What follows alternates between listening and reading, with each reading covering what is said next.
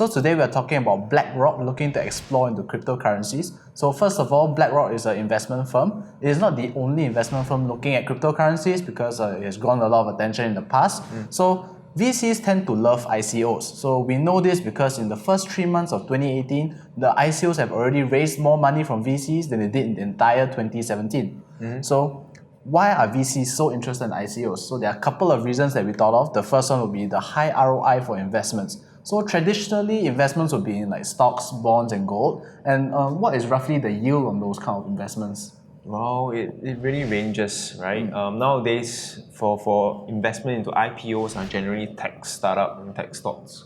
It can range between 10% to 30%, but there are also tech stocks that fell through, right? They didn't gain any traction. Oh, just like ICOs. Yeah. Okay, so 10 to 30% is pretty significant. It's much higher than what the bank will offer you for keeping your money with them. It's higher than some insurance plans offer you for investing over 10 years.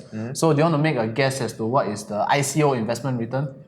Wow, no, what? Okay, I know you're not very good at math, but okay, let's just take Ethereum. Okay, so it was at the initial part, it was worth about $0.31, so 31 cents, and currently it's worth about 447. Damn. So there's about 140,000% increase. Wow. And that's just looking at current price, not even their all-time high, which is about triple the amount of what it is now. Yep. Okay, so no surprise, BlackRock is looking into this, and also VCs get a higher liquidity from ICOs. So traditionally in the IPO, how does it really work for investments?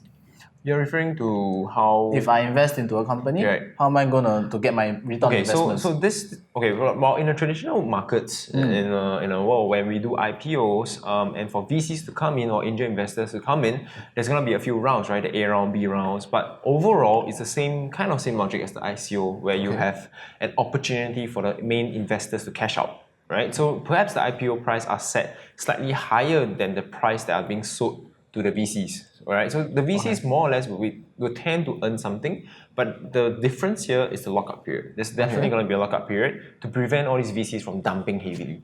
That is the difference. Yeah.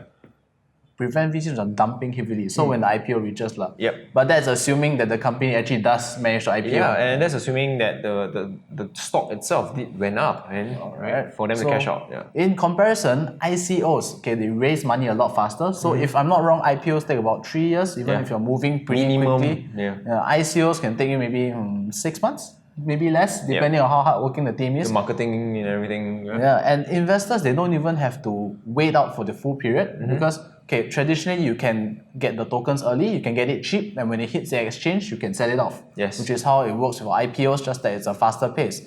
For ICOs, on the other hand, if you really want to cash out fast, you can get your allocation and just sell the allocation without the coins ever hitting the market. Right. Yep. So it's no surprise that if you have high liquidity, investors will be more interested in it, especially those that are looking at faster returns. So BlackRock is looking into this. They are worth about 6.3 trillion. They are one of the larger investment powerhouses. And so they have taken people from different departments in their team and they've put together a team that's specifically looking at cryptocurrencies. So they're not the first one to have initially said, Bitcoin might be just a way to launder money and have now changed their minds. So we are very interested to see how this is going to play out in the current market. Yep. If you want to stay updated with the latest blockchain and cryptocurrency news, do catch us every Monday, Wednesday, and Friday, 8 a.m. Eastern Standard Time or 8 p.m. Singapore Standard Time. Consider subscribing to our channel and don't forget to click on the notification bell. We'll see you in the next episode.